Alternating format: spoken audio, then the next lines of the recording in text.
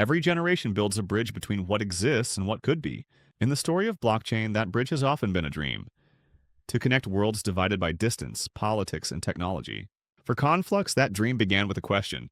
What if East and West could finally share one decentralized network, fast, secure, and open to all? In a space where most blockchains were born in Silicon Valley or Europe, Conflux emerged from a different frontier, China, a place where innovation meets regulation, where ambition must navigate boundaries that others never face. Conflux didn't just want to create another cryptocurrency, it wanted to build a global bridge, a blockchain that could thrive both inside and outside the Great Firewall, combining compliance with decentralization and innovation with inclusivity. Its founders, led by Dr. Fan Long, a Turing Award recipient's protege from the University of Toronto, saw what few others did, that the future of blockchain wouldn't be about ideology, it would be about connectivity. Conflux was designed for that future.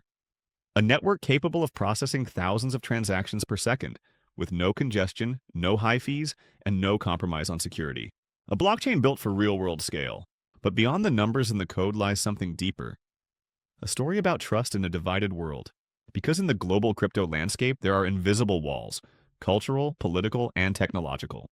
Conflux isn't just trying to build faster blocks, it's trying to tear those walls down. It calls itself the tree graph blockchain, a poetic name for a system that grows in many directions at once, yet stays rooted in stability. And maybe that's the essence of its vision. To build not just a network of machines, but a network of cooperation, where East meets West, innovation meets regulation, and Web3 becomes truly global.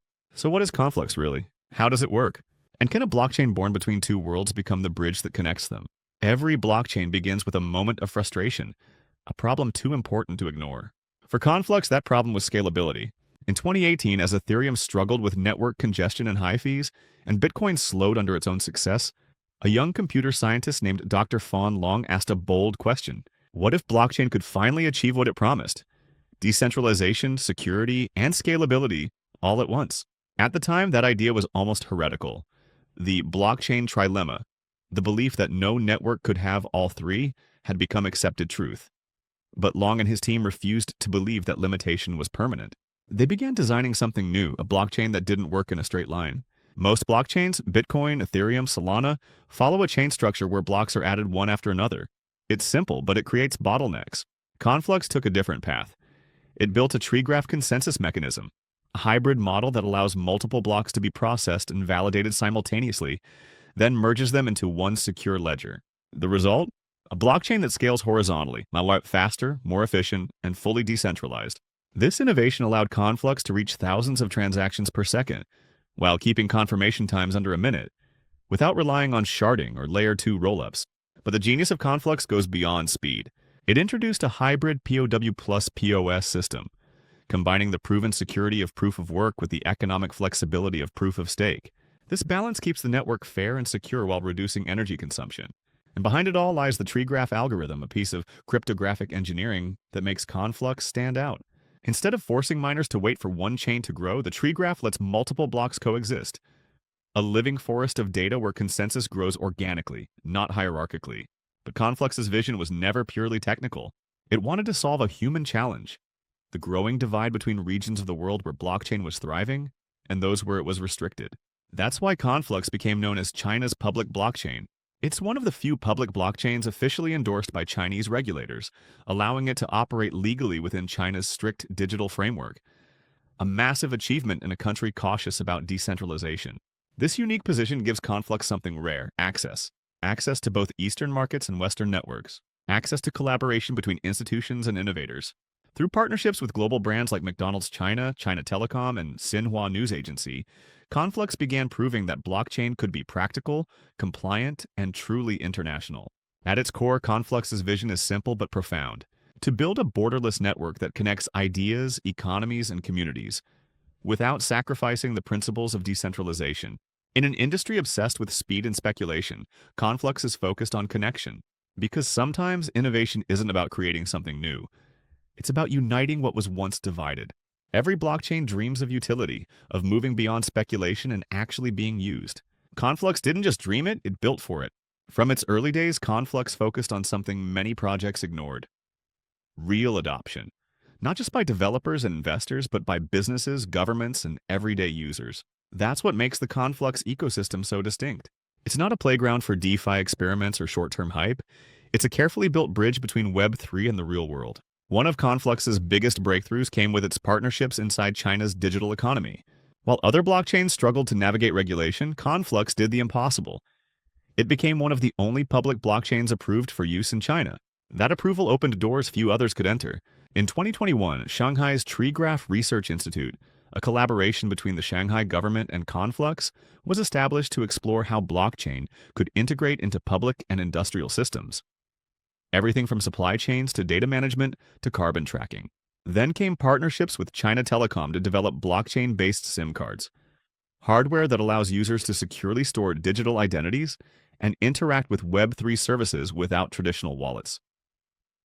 Imagine millions of mobile users instantly connected to blockchain through their phone carrier. It didn't stop there. McDonald's China launched an NFT campaign on Conflux, followed by Xinhua News Agency, China's official state media, issuing blockchain-based photo NFTs to preserve historical moments on-chain. While these might sound symbolic, they represent something historic. Mainstream Chinese institutions using a public blockchain to store, verify, and share digital assets. Globally, Conflux's influence expanded too. Its multi-chain compatibility allows developers to build using familiar Ethereum tools, Solidity, Remix, and MetaMask, while taking advantage of Conflux's lower fees and faster speeds. The result has been a growing ecosystem of DeFi platforms, NFT marketplaces, DAOs, and cross-chain bridges.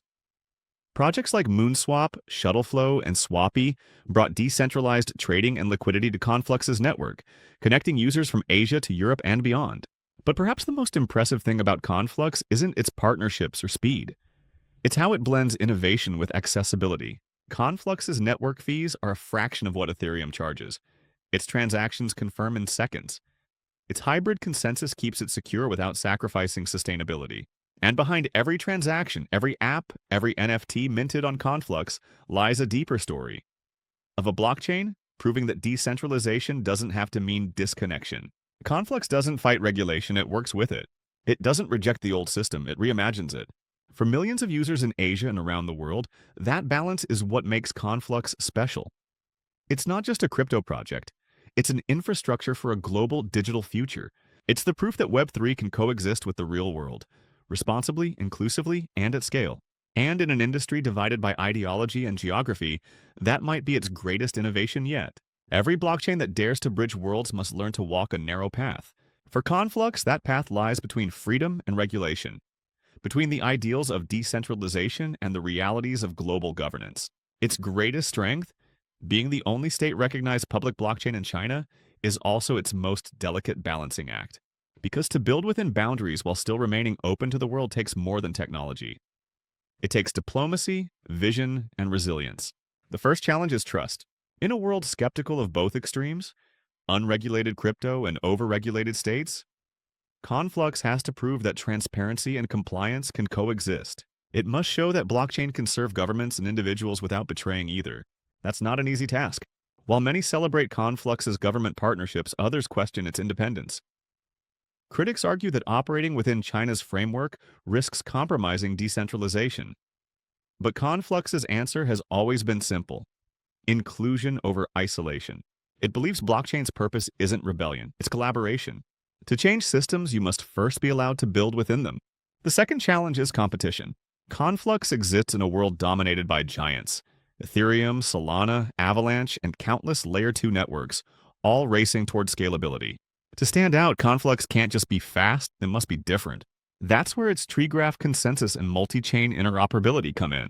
While most blockchains choose between speed or decentralization, Conflux's hybrid structure gives it both.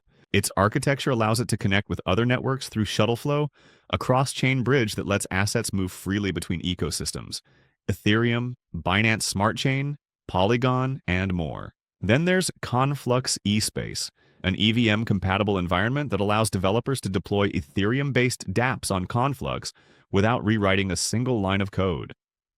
It's a quiet but revolutionary move, one that could make Conflux a natural home for developers looking for performance without complexity.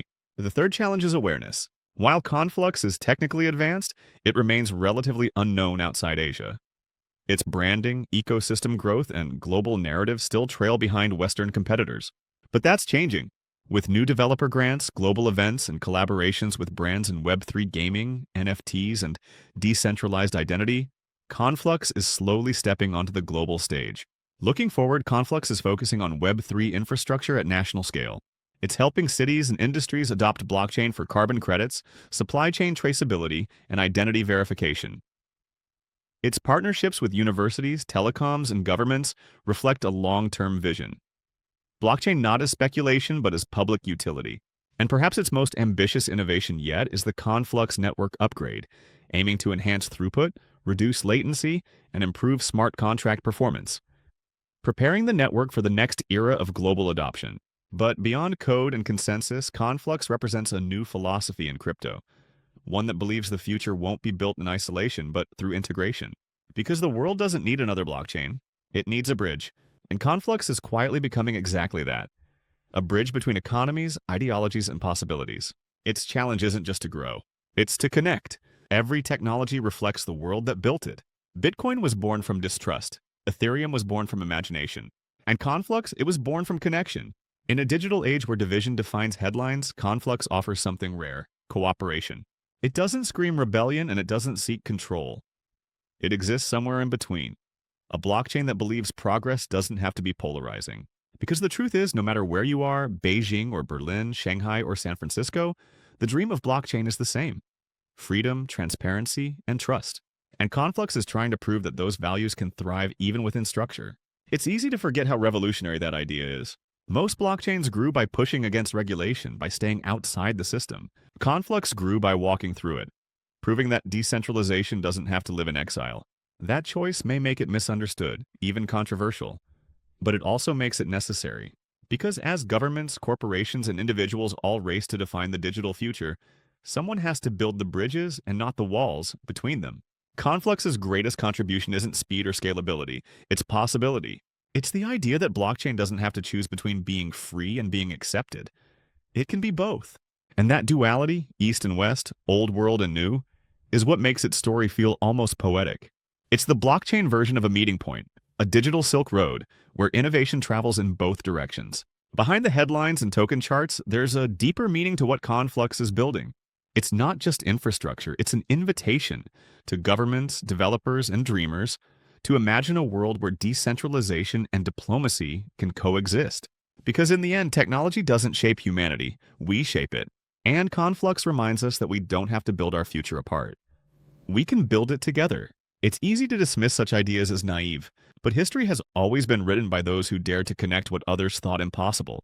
If blockchain is to become the foundation of global digital life, it must speak more than one language.